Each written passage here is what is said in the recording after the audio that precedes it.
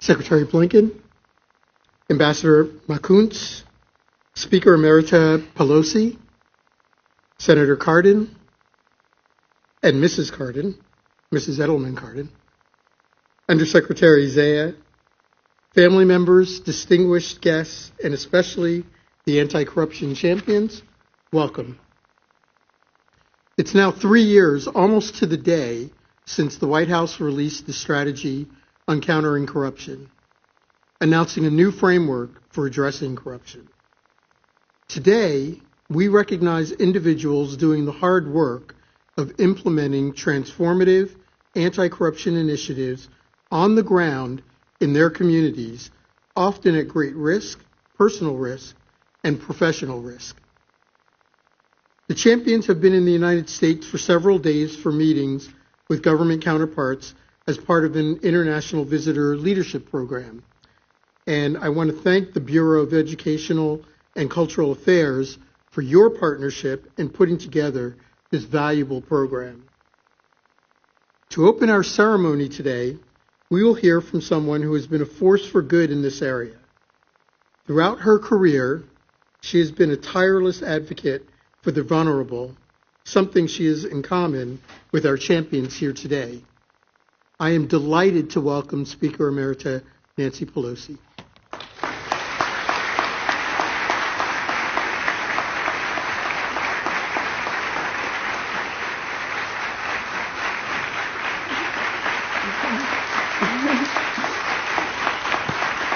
Good afternoon.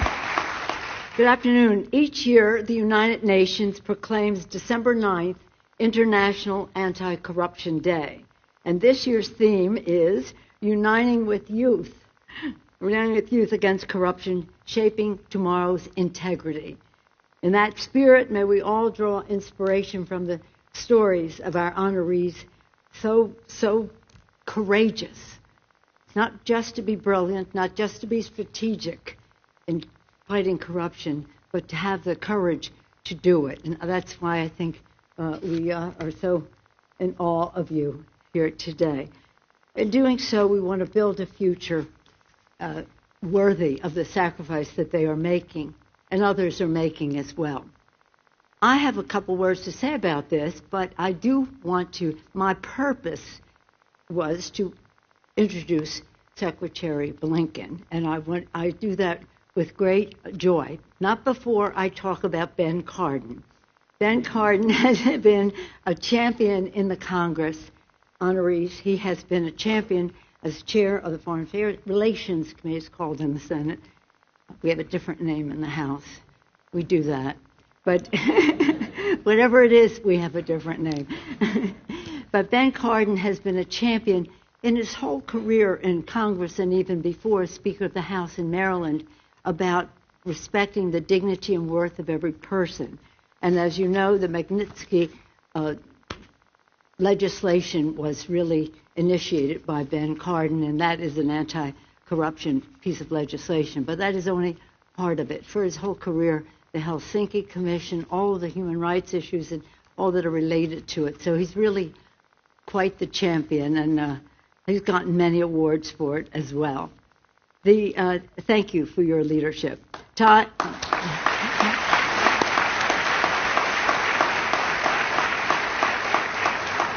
Mr. Secretary, thank you, Todd, for your leadership, and Secretary Robinson, I'm calling him by his first name. And now for my purpose. I'm so excited to have the opportunity to present to you because who needs to introduce Secretary Blinken? We all know full well his great contribution and leadership has been to our country and to global security. But I just want you to know that over the weekend he hosted the Kennedy Center Honors. Now, not to talk our social schedule, but he made a presentation that was so remarkable about about truth, how art brings out the truth. Truth is what we're talking about when we fight corruption. We're talking about truth. The honorees who were receiving the award were so overwhelmed by his statement of the importance of art and unifying and again, finding common ground to find some place to join together, unifying aspects of it. I don't know if it's on Google or something, but it was one of the most remarkable. I couldn't decide whether it was Jeffersonian or Kennedy-esque or some combination thereof, but let's just say it was Blinken-esque. It was quite remarkable, quite remarkable. That's that. Now, our country, as we are, as Ben, as chair, Mr. Chairman Cardin, as chair of the Foreign Relations Committee, and I, as speaker in the past, and now going to the Battle of the Bulge this weekend, 80th anniversary. When we leave our shores, it's about three things. It's about security. Security. It's about security. It's about economics, and it's about governance. And all of the things that these honorees have done is those lead to those points. But in Secretary Blinken's role, he has taken the Biden-Harris administration's priorities of those, whether it was just even in the past week in Malta or Brussels, or just every time you pick up the paper or however you get your news, Tony, some other place, talking about global security, recognizing the role of economics in all of that, and governance, which brings us here today. I just, since I mentioned President Kennedy, I'll go back to him as I bring Tony up. When I was at your party the other day, I told the people there that I was probably the only person, and says she immodestly, Ben, the only person at the Kennedy Center Honors who was at President Kennedy's inauguration.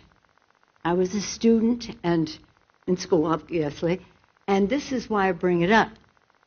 Not to tell you how old I am, but to tell you why I bring it up. In his speech, President Kennedy said this, and you may know this from the history books. It was my use. It's your history. To the citizens of America, ask not what your country can do for you, but what you can do for your country. We all know that, right? Every school child in America knows that. The next sentence in his speech is about President Biden and Tony Blinken. The next sentence in his speech, he said, to countries of the world, ask not what America can do for you, but what we can do working together for the freedom of mankind. Working together. No condescension, no we'll take the lead or learn from us. No, working together. Respecting the countries and what they bring and what we learn from each other. No one has mastered that better than Tony Blinken. He makes us proud every time we see him in action, which is quite frequently. And today it's such an honor for me to present him to you, Mr. Secretary Tony Blinken. I guess I should have said anything.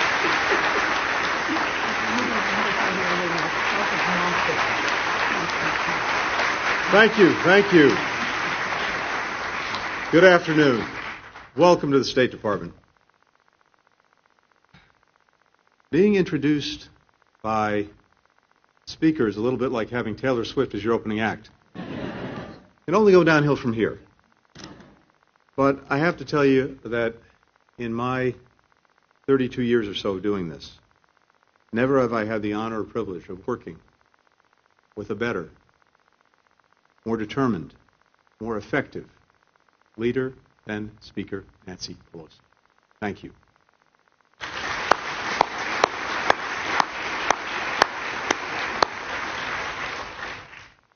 And to Chairman Cardin, Ben Cardin, as the Speaker said, you've been an extraordinary champion in so many ways, combating corruption, but elevating people in everything that you've done and everything that you focused our foreign policy on for your many years of leadership. And as with the Speaker, it's been an immense privilege for me to have had the opportunity to work with you. Thank you, Ben.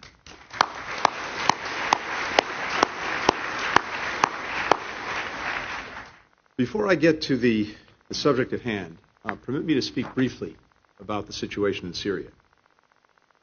It's impossible not to be moved by the scenes of jubilation, the scenes of relief coming out of Syria.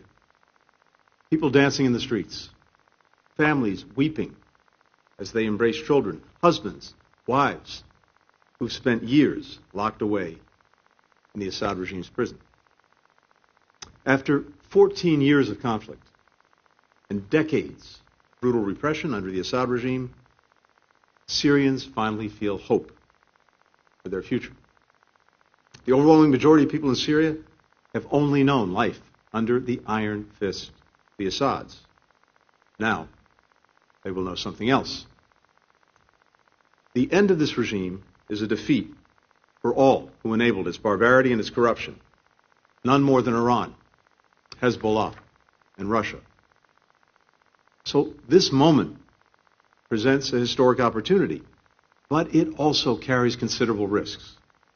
History shows how quickly moments of promise can descend into conflict and violence. ISIS will try to use this period to reestablish its capabilities, to create safe havens. As our precision strikes over the weekend demonstrate, we are determined not to let that happen, and will continue to protect our personnel against any threats from any quarters. Syrian people have endured so much suffering.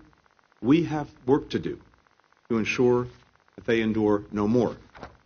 It's imperative that all actors involved protect civilians, respect human rights, especially of vulnerable minorities, preserve the state's institutions and services to help meet the needs of the Syrian people, and to build toward inclusive governance. Statements by rebel leaders to these ends are very welcome. But of course, the real measure of their commitment is not just what they say, but what they do. We're engaging closely with our partners in the region on the situation in northeastern Syria, underscoring to all parties the need to de-escalate and protect civilian populations. And with every party we engage, we'll continue to seek information about Austin Tice so that we can find him and bring him home to his family and loved ones.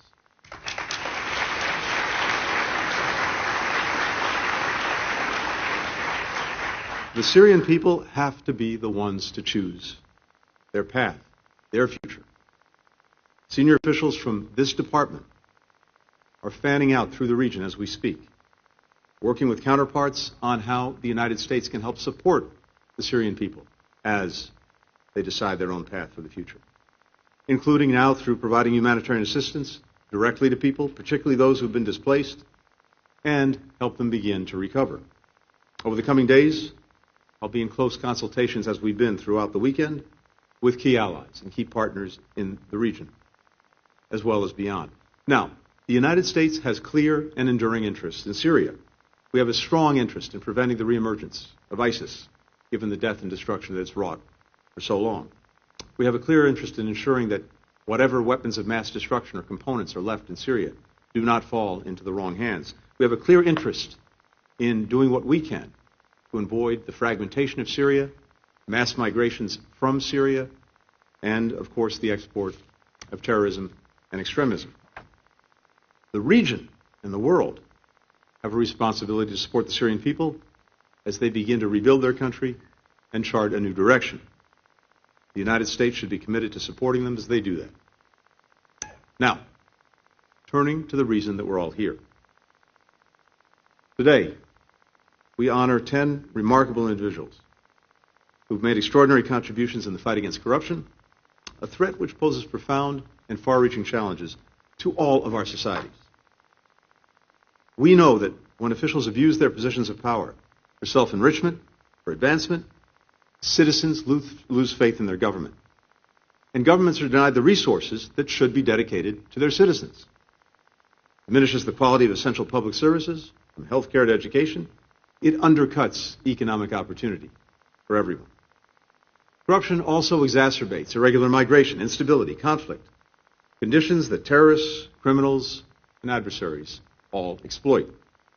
That's the reason why, in 2021, this administration made strengthening global partnerships a core pillar of the first ever U.S. strategy on countering corruption.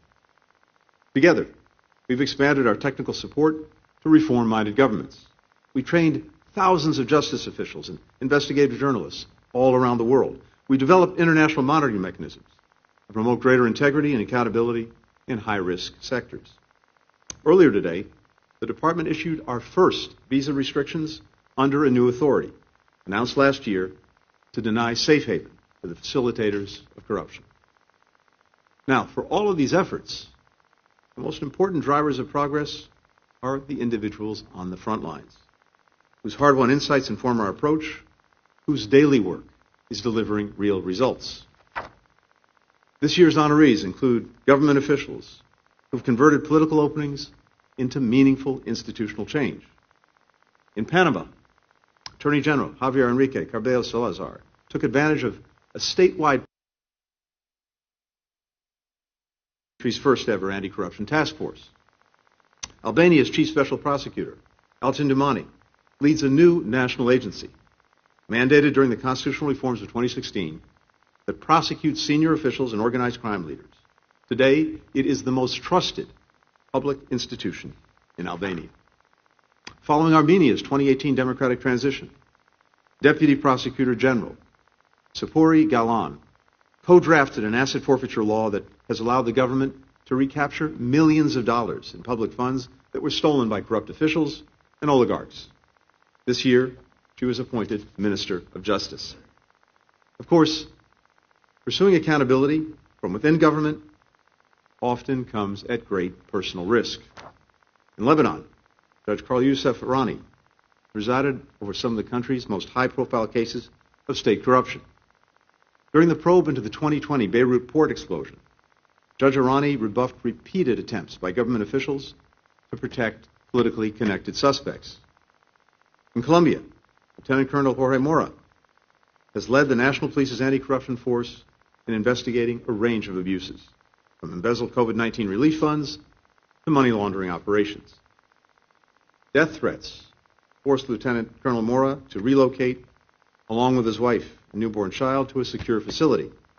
But still, he continues his work.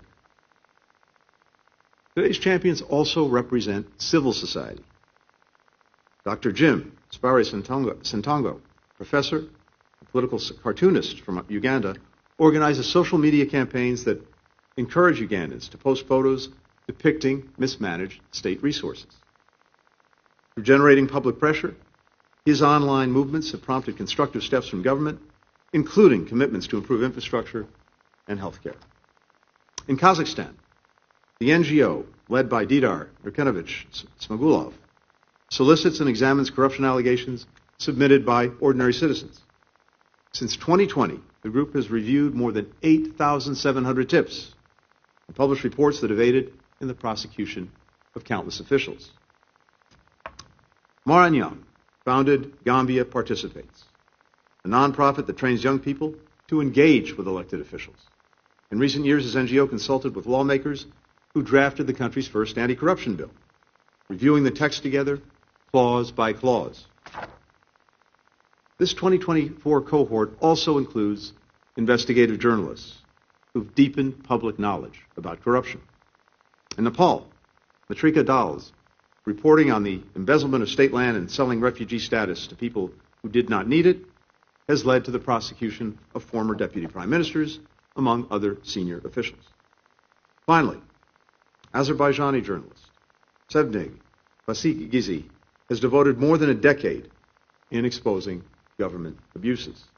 She's also the one awardee who is not with us this afternoon. In November 2023, Seving flew home from an overseas conference amid a crackdown on Azerbaijan's independent media. She returned knowing that she might be arrested on arrival. She was. Now, more than a year later, she remains in detention. Prior to her arrest, Seving wrote, and I quote, "I don't feel fear anymore. I know what they can do. It does not stop me. It's more important to be useful to people. People need us." Each of our awardees has made hard choices in order to be useful to their fellow citizens and to citizens everywhere. We are all better for their efforts, for your efforts. to all of our champions, thank you. Thank you for your extraordinary work, for your courage. We are honored to be your partners in this fight. And with that, it's a great pleasure to present our 2024 anti-corruption champions with their awards. Thank you.